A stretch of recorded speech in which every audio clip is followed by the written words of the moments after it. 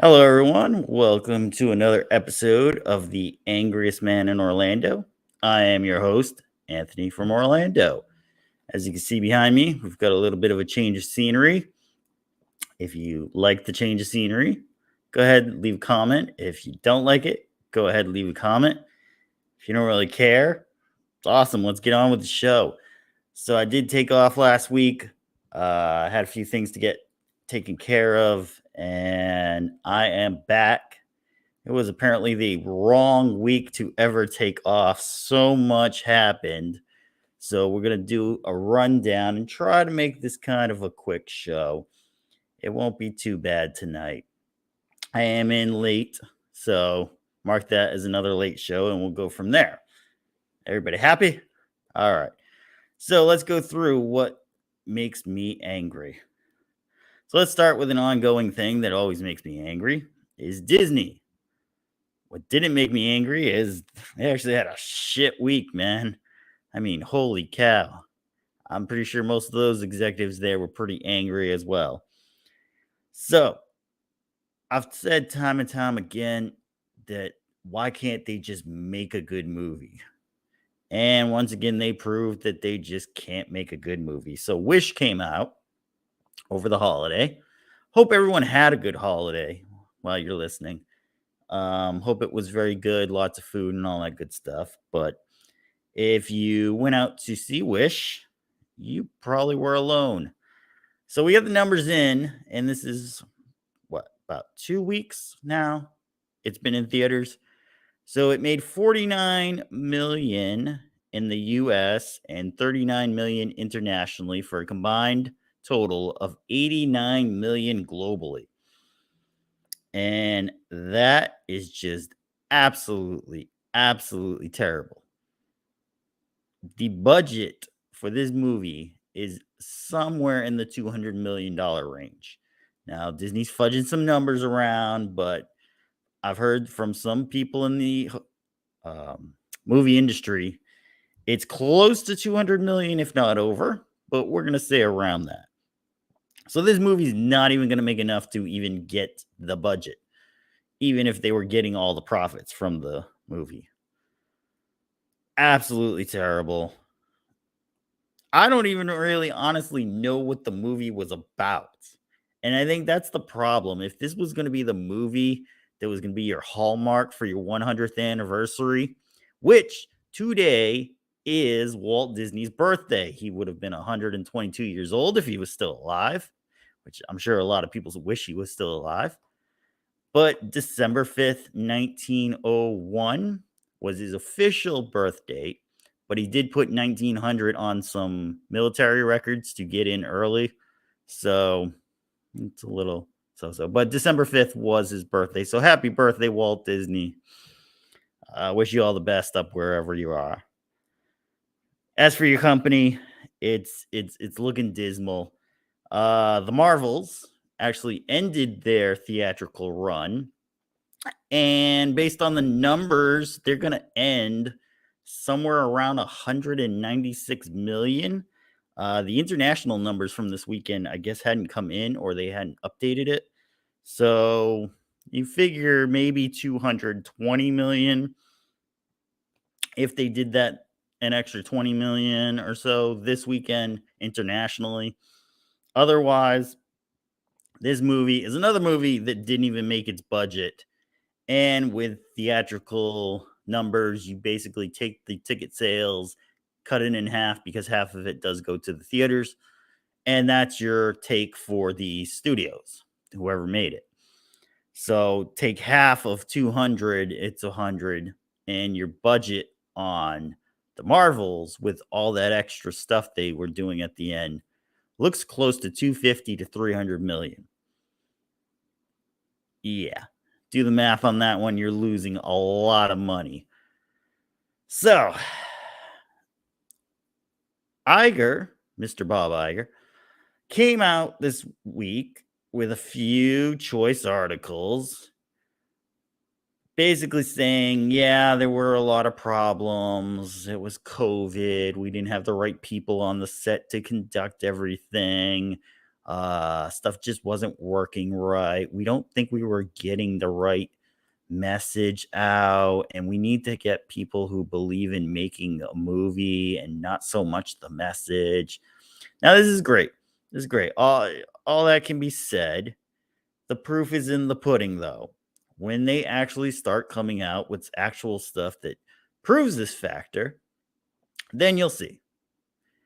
And believe it or not, I have an idea for a movie that'll actually be a pretty good litmus test on whether everything that everyone is saying, all these studios and companies and everything, what they're saying is actually true. So let me bring up the story of the Doctor Who episodes that were coming up in England and on us also Disney Plus. Disney basically bought them to be as a sort of connecting tissue around the world. Doctor Who is now reaching its 60th year on TV in England and is a very, very big series over there. Not so much around the world. They tried to do some stuff with the 50th anniversary, kind of caught on, kind of didn't. So a lot of the show, the episodes content was based on accepting that men are not right. They don't know what they're doing. You can't assume a gender. Every man has a little bit of feminine in them. And all this kind of stuff that's just like you can be who you want to be. That's great. You can be who you want to be. Be anything, be nothing, be everything that you want to be. But you don't need to cram in on everybody else on what you are. So here's a good litmus test for these theories and ideas that they're putting out in these shows, Disney, Warner, all the others. Here's the idea. You do a movie. You get a transgendered person. They're going to want a life-changing experience. So they go to New York and they have to get a job.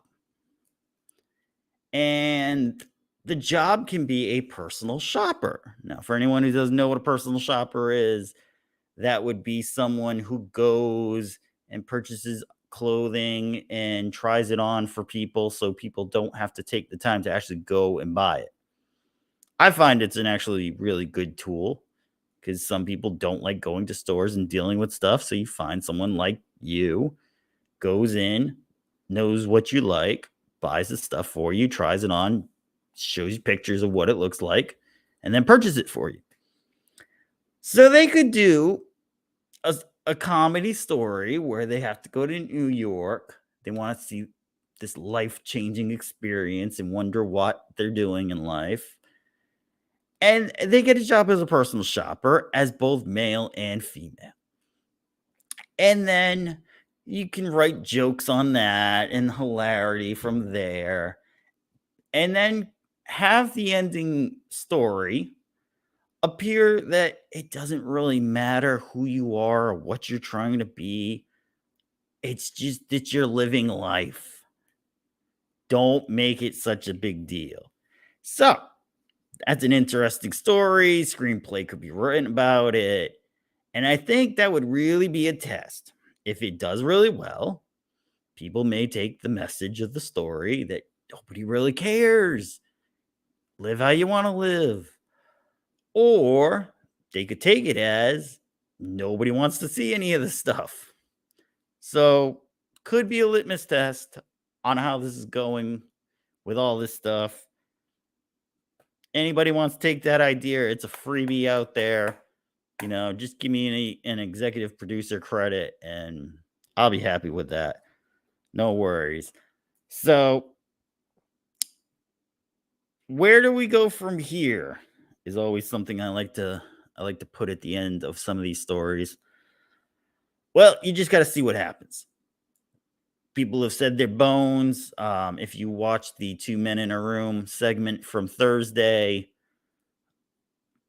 we kind of went over somebody who got a little outraged at it. We had a wonderful clip of Elon Musk telling Bob Iger to go fuck himself.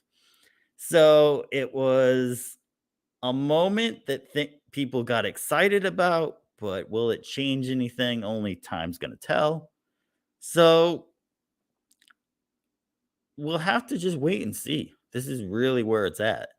Does the stock price go up? Does the stock price go down? Does the company change? Do real stories get put back into movies, or is it still just the messaging of the movie?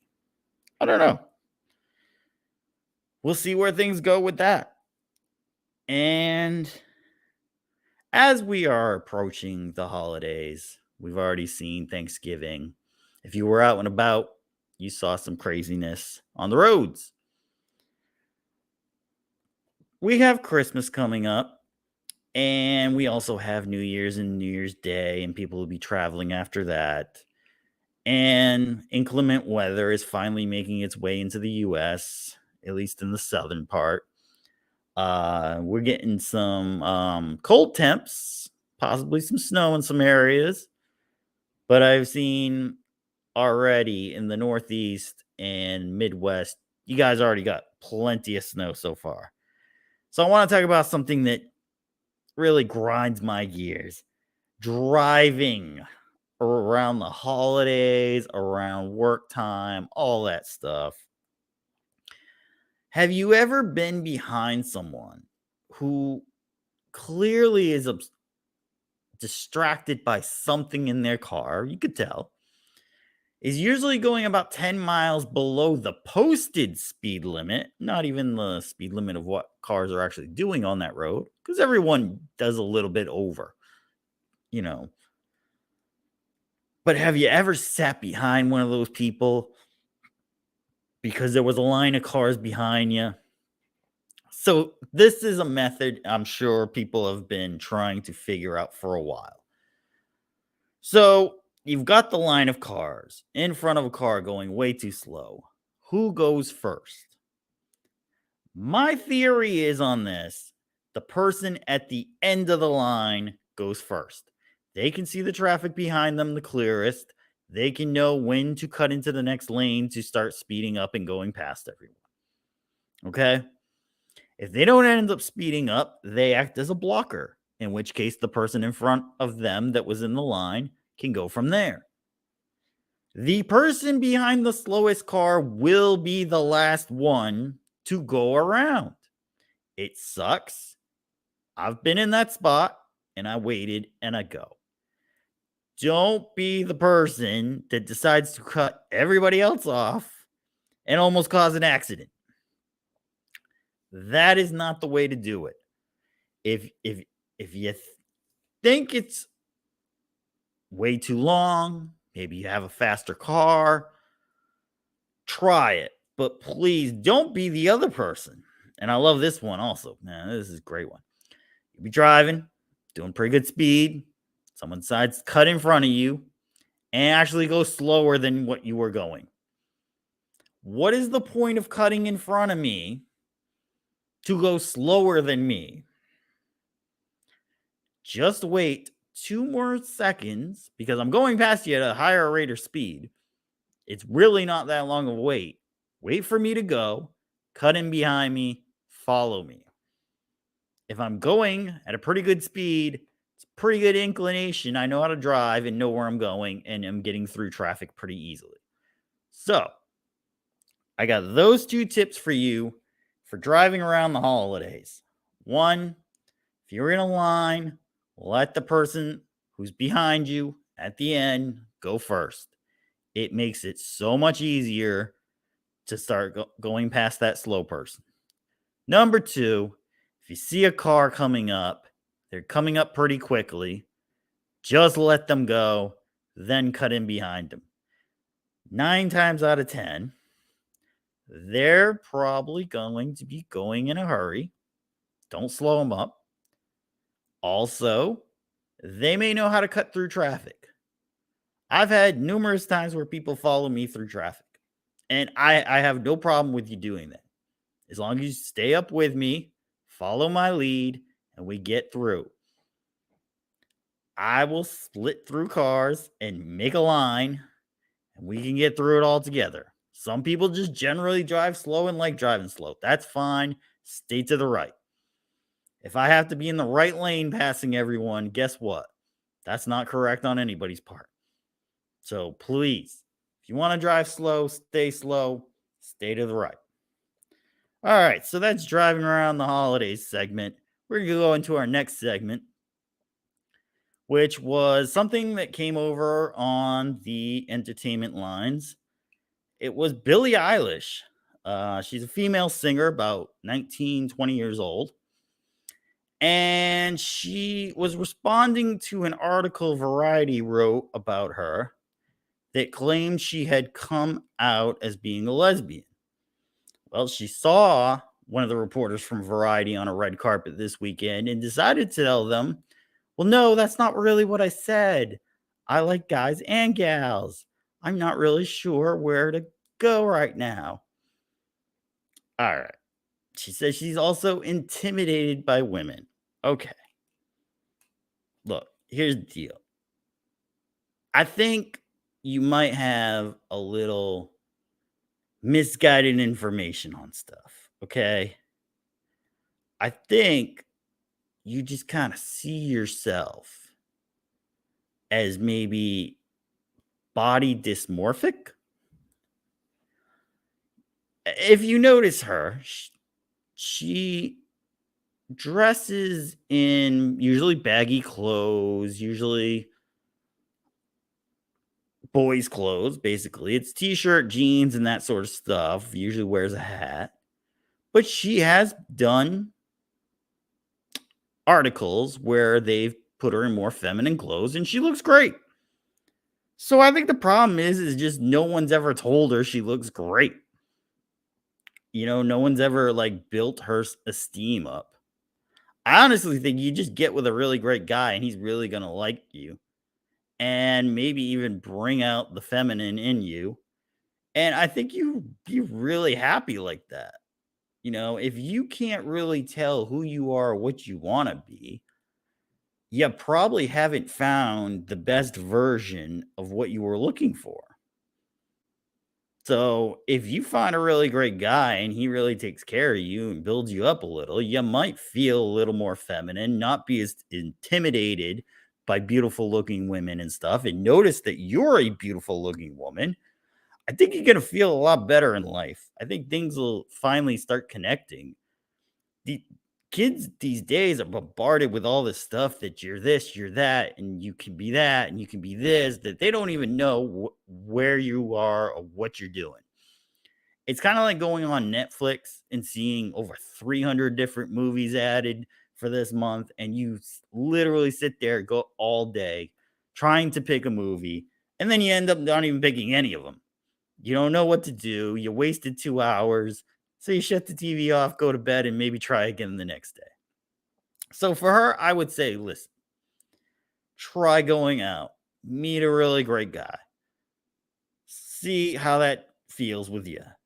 I think it's gonna be a great help for her. And for all those news articles, man, just let it go for a little bit. Just let her, be who she is. Because honestly, I think you guys are trying to create this image of her that really isn't there. So it's absolutely ridiculous with all this stuff. So that's what was kind of ticking me off on that one. It's like, come on now, really? In other, we're gonna in another turn, we're gonna do something a little different than we don't do with these shows. We're actually gonna talk some sports. I'm a pretty big sports fanatic. Played a little bit of basketball when I was younger. And we had some sports news this weekend, which some people may have caught, some people may not have caught. We'll take a little quick dive into that. The college football playoffs picked their teams to be in it. Now, it's a 4-team playoff right now. Next year is going to be a 12-team playoff, so we'll get a better assortment of teams into this. So the order that they picked them were number 1, Michigan, number 2, Washington, number 3, Texas, and number 4, Alabama. So Michigan and Washington were undefeated this year. Good for them. And Texas and Alabama both had one loss. So you think, hey, we got the best teams. It's going to be good championship run. What it boils down to is it's good for the ratings. People want to see these teams. They're really good teams. But there's a little bit of uproar right now. And it's with Florida State University and anyone who's associated or loves Florida State University. They were undefeated this year. They won the ACC championship and then were basically put on hold for the playoffs. So there's a great piece out there that stated a really good reason, and I'll give you that reason and a quick breakdown of what it was. So they had a really good quarterback at FSU, Florida State University. And about a couple weeks ago, he actually got an injury, season-ending injury. They put in a backup quarterback, and in the ACC championship that they just played, they actually had a third-string quarterback go in.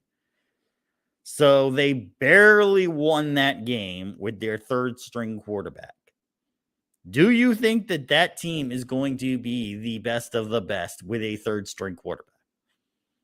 It's not even going to be close if you put that team up against the high elite team that's out there.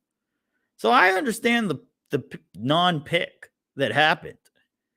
You know, you have to kind of look at the strategy of what the college football playoffs is, and it's money. MONE. Money. Okay? It's ratings, it's sponsorship, and it's even athletics money for the students, the nil agreements and everything. So you have to understand that they want to put out the best teams and the best games possible to make it look good, to bring in as many people out there so you can get the money up and get it looking good. You're not going to throw out a team that's just going to basically get blown out on this. I mean, it's crazy. It'd be a slaughter fest. So I understand the no call on that one, but you already have a lot of people saying, well, why weren't they chosen? You know, an Ohio State team years ago got, one loss and they were able to get in and win the championship. And it comes down to money, sponsorship. That's it. That's all it is. So hopefully next year with the 12 team slot, it'll better work itself out. And, some of these mid teams might be able to get in, but if you see some blowouts, they warned you. They warned you. So we'll jump from college football to the NFL. I just wanted to pull up two things that were kind of shocked me, not really angered me. But what about the Miami Dolphins and the Detroit Lions are actually making some pretty good runs this year? I don't think I would have put any money on either of those teams at the beginning of this year. And surprisingly, they've figured out their team, they've figured out their quarterbacks, they've figured out how to win and get some good scoring runs on some of these games. So could we see a Super Bowl of the Dolphins and Lions? Wow, that would be insane. Now, I'm not a Dolphins fan. I used to be when Dan Marino was down in there playing his game, but I have not been a Dolphins fan in quite a while, so I'm not, putting my name in to say, yeah, they're going to the Super Bowl. The Chiefs may come back. I'd like to see a good run in by the Chiefs. I know the Swifty fans will love that if they get to keep seeing Travis Kelce and Taylor Swift at games. I know the NFL will love that. So if you see a Kansas City team in the Super Bowl, I'm going to call it right now. The fix was in. They wanted it to go. But you could also, the Eagles with the other Kelsey brother on there, they're making a good run. So, I mean, you could see a rematch. So who knows? But the Dolphins and Lions, they're surprising this year. So another surprise, throwing this out with a little bit of a family connection, the New England Patriots. So the team that always wins Super Bowls is suddenly not even winning games right now. So that's crazy. But you guys don't have a quarterback up there, okay? Maybe Zappy can do some damage if he can get into a full game. But your boy Mac Jones, he's not the quarterback for you. You got to get him out of there. The team doesn't even want him in there. I don't even think Bill Belichick wants him in there. So get him out, get a new quarterback, figure something out, and go from there. I mean, hey, we all got to hit the bottom every now and then. That's just the way things go. So this has been a great show. We're going to start wrapping it up. I know it's a quick one. Most people only last about 20 minutes watching anyway. So I thought I'd give you a quick what's really making me angry this week's on my show here. We tried to solve some of those problems so that we can, make a better world. That's what I'm trying to do with this show, is just explain stuff that makes me, maybe even you, angry, and how we can just better handle some of this stuff. There's nothing wrong with being angry, but just don't be angry all the time. So I want to thank everyone who does watch this show. Thank you for watching it through Rumble. Thank you for watching it through YouTube. It helps me so much seeing everybody, taking time to even just put it on and listen to it. You don't even have to look at me. I mean, I'm not great, but just listen to it, and I hope it helps somebody and makes them feel a little bit better that, hey, I'm just as angry about it as you are. And I want to thank everyone that supports Two Men in a Room. That show is taking off like crazy. It's on Rumble and it's on YouTube, and it's really fun to do that one too. That one's more my happy side and stuff. So be sure to check that show out. That's every Thursday at 8. The Angriest Man in Orlando is every Tuesday at 8-ish. So, come join me in. And if you're angry about something, put it in the comments. I'll probably bring it up. We'll discuss it. We'll talk about it. Maybe try to find a happy ending for it. So leave me a comment. You can reach me in my email. Let me know what's going on in your world, what makes you angry. And this is my show. This is what makes me angry. I am the angriest man in Orlando, Anthony, signing off for tonight. Hope to see you next Tuesday if you watch live. And if not, I'll see you every time you watch me. Have a good night, everyone.